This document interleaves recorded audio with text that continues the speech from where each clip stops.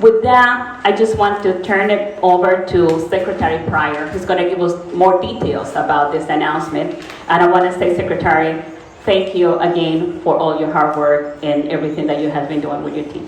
Thank you.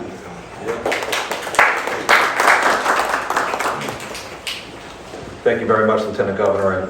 And Lieutenant Governor Matos, thank you so much for recognizing that there are deep and structural issues in Rhode Island, as there are around the country, around the production of affordable and accessible housing, and for conducting these conversations, a series of them with stakeholders, to make sure that we are surfacing the policies that will get us there, and for taking actions, Lieutenant Governor, that are getting us there.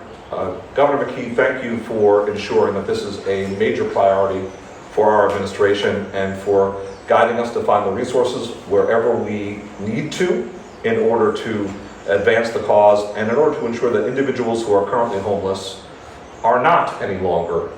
And in a very short period of time, thank you for enabling us to mobilize and to make all of this possible.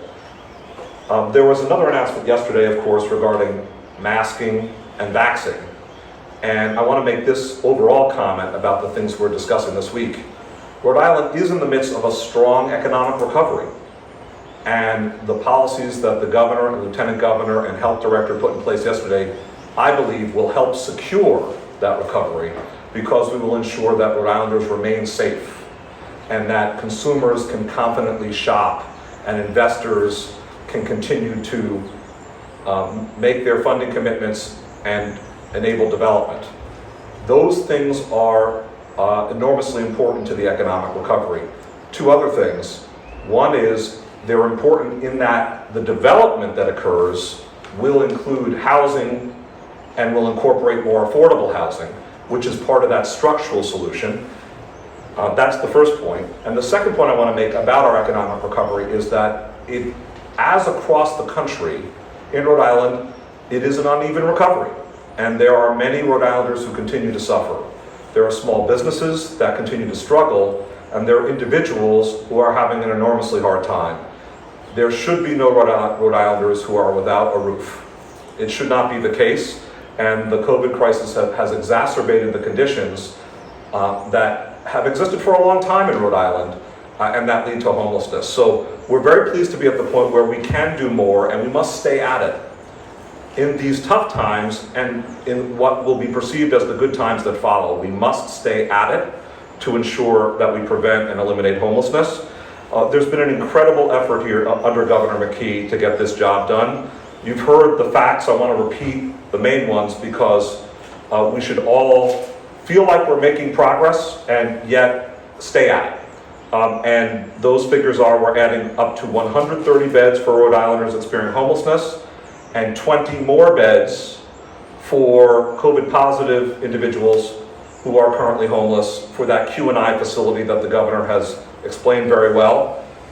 To be clear, because we're opening up this Q&I facility, there will be still more beds that open up in the pre-existing homeless centers.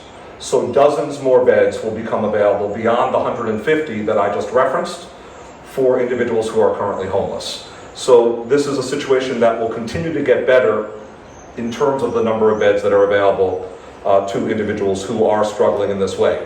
Even that is not enough, and as the governor and lieutenant governor have stated, we will remain focused on more solutions. This has been a terrific effort, and I want to offer some more recognition and then come back to this point about addressing the structural issues around housing under this governor. I want to thank the providers who are making this possible one more time, because we've seen the tirelessness, the devotion, the advocacy, and the action. So Eileen Hayes of Amos House, bless you. It's amazing what you're undertaking. Nick Horton, phenomenal work at Open Doors. Laura Jaworski at House of Hope, really remarkable. We're so very, very grateful. Also, they may not be here right now, but Karen Santilli of Crossroads, just terrific. And Jennifer, for your every single day hard work, right at it, coordinating us and moving us forward.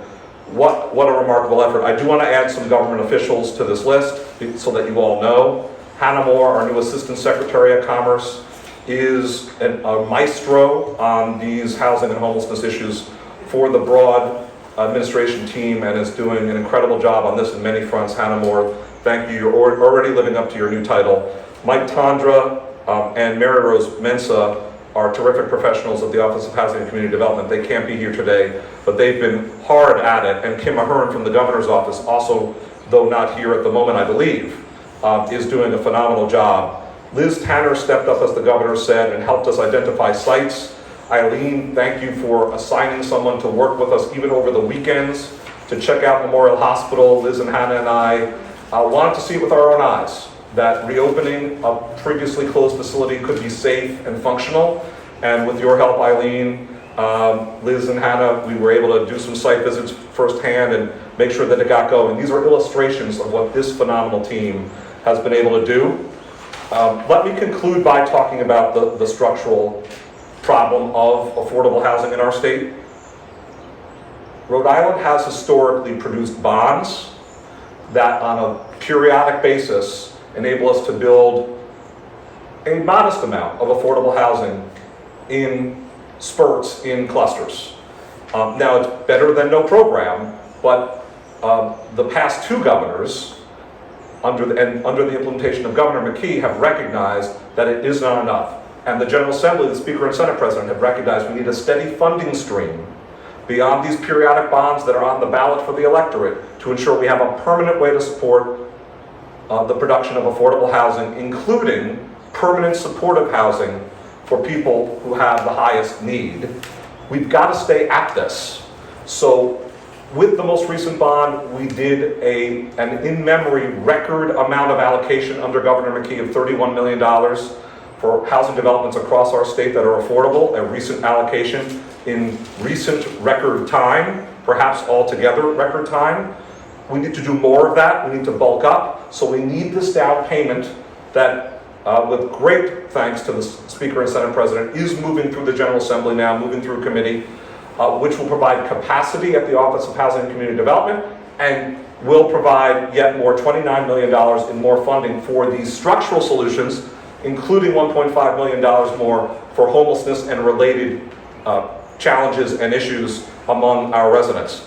So we must continue to offer these resources and deploy them. And we're so proud that all of our constituent participants in this effort, government officials, nonprofits, all of these organizations and individuals have been able to get us to this point where we're at 150 plus beds being committed to right today. Thank you to one more person, Neil Steinberg. What he did, people have been referring to it. What Neil did is we talk all the time about all manner of problems and challenges, and Neil's always available to us. God bless him for that. We called Neil and we said, Neil, we've got a hotel that's got to come online. We've got to front load that payment. We know government can move pretty fast, but we need it instantly. And can the foundation do it? And yet again, Neil said yes and provided a bridge grant. Neil, you call it a recoverable grant. So it's a loan, but in the form that moves fastest. And thank you for doing that. Ladies and gentlemen, everyone who participated in this, bless you for helping us get to this point. We appreciate it. And Governor, I think we're taking questions. Yep, thank you very much.